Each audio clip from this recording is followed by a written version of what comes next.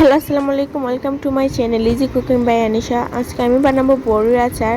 তাই রসুন ছেঁচে নিচ্ছি। তারপর একটি বড় কড়াইতে নিয়ে নিব সরিষার তেল। এই আচারটি আপনারা সরিষার তেল দিয়ে করতে হবে, সয়াবিন তেল দিলে হবে না। তারপর তেলের মধ্যে দিয়ে দিচ্ছি রসুন। রসুন দেওয়ার পর অনবরত ভাজতে হবে।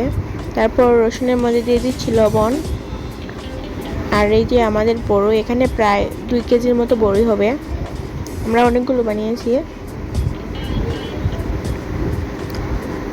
আর আচার বানানো তো অনেক সহজ।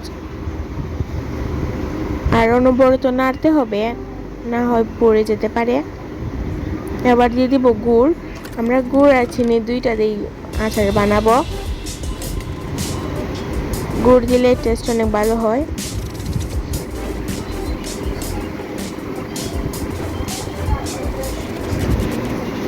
অনবরত নাড়তে হবে। এবার আচারের মধ্যে দিয়ে দিব চিনি। প্রায় 1.5 কাপের মতো চিনি দিয়েছি।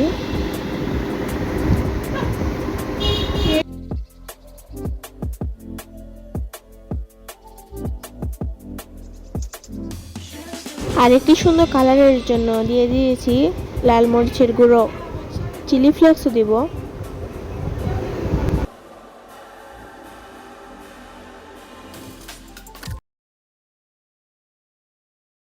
অনবরত নাড়তে হবে, নাড়াচাড়া বন্ধ করা যাবে না। আর দিয়ে দিব 1/2 কাপের মতো ভিনেগার। ভিনেগার দিলে আপনারা সারা বছর আচার সংরক্ষণ করতে পারবেন।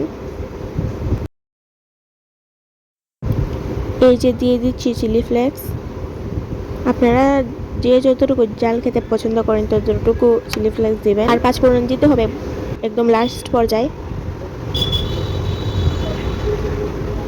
আমরা রেডিমেড 5 ফোড়ন ব্যবহার করছি, রাঁধুনির 5 ফোড়ন। আমাদের আচার প্রায় হয়ে গেছে। এটা আপনারা কাছের বয়ামে সংরক্ষণ করবেন।